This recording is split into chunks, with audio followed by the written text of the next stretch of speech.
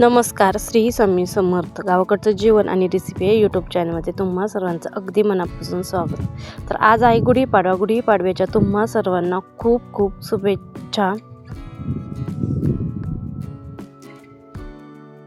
आजपासून मराठी 9 वर्ष चालू होतंय आणि आज पाडवा म्हणलं की मग मस्त अशा पुरणपोळीचा स्वयंपाक झालाच पाहिजे. प्रत्येक घर म्हणजे कोणताही सण असला ना, हा पुरणपोळीचाच असतो.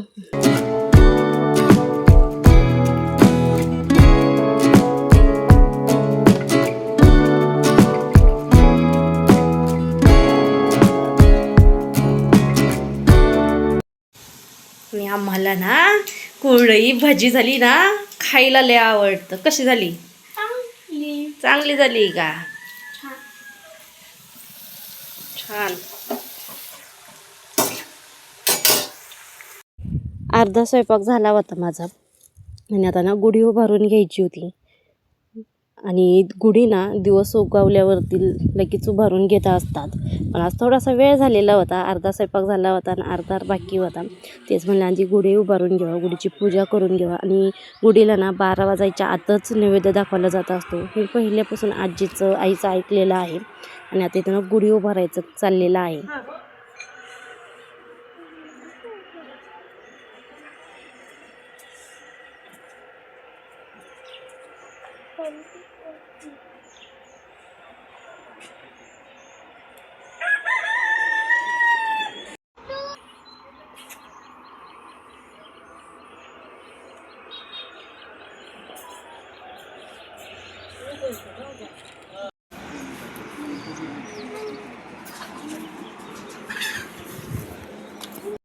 गुढी उभारली आणि खाली रांगोळी काढायची राहिलेली होती. तर पिहूला म्हणलं रांगोळी काढ. आणि माझं काम ना थोडंसं सोपं केलेलं आहे.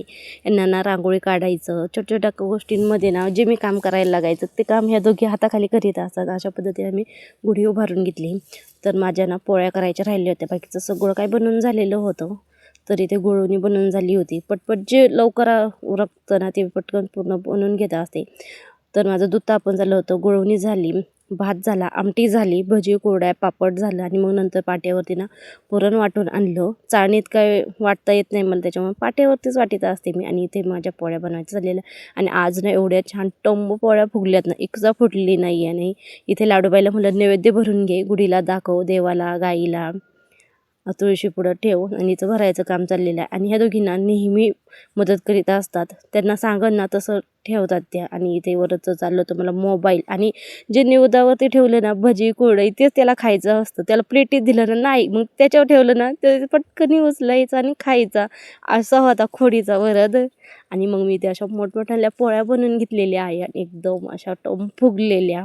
तिथं बघू शकता कसल्या टम फुगतात पोळ्या.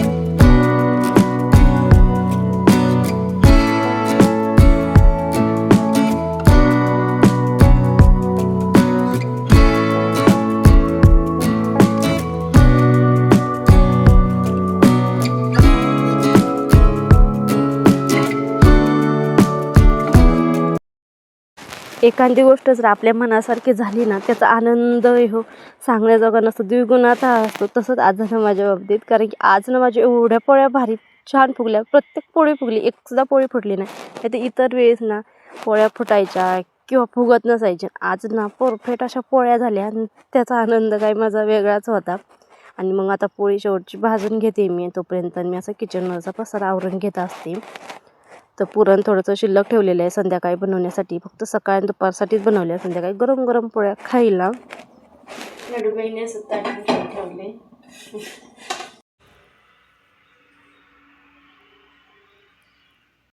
मग मी पहिला नैवेद्य ना गावरान गाईला चारीत असते. मग देवाला, तुळशीला, मग गुढीला ठेवला. आणि हे काम ना पिहूंनी आणि सिद्धीनेच केलं, नैवेद्य दाखवायचं. आणि मग नंतर आता मी जेवायला बसले. पिऊचं जेवण झालं होतं. आणि हे गावाकडचं असं ताट आहे. मॅडमचं खाऊन पिऊन झालं. भजी करताना भजी, कुरडई करताना कुरडई, सगळं खाऊन झाले. आता मी बसले जेवायला. आता कंप्लीट 11 वाजल्यात. वरात फुटफुट वरातच करतोय ना. पसारा आवरून घ्यायची, किचन वाटा वगैरे क्लीन करून घेतल्या. आता जेवण घेते. जेवण झालं, फरच्या पुसून घेतल्या, कपडे राहिले धुवायचे ती धुवून घेतली. फरचीचं असं पाणी आलेलं आहे वतलं तर. आणि मग नंतर आमची दुट्टी चालू झाली भरणं करायची. शेतकऱ्याला कोणताही सण असो, वारा असो, देशबंद असो, काही असो, पण त्याच्या कामाला कधी सुट्टीच नाही आहे. पुढं सार ना, पुढं जाईन ना पाणी. द्या द्या द्या, भरला असन, जाऊ दे. पोळ्या जिरल्या पाहिजे ना, दे दे. इकडून वड, बाऱ्या पसलं वड अलीकडचं, इकडून दे. अगं माझी आई असं बारं देतात गाई. जर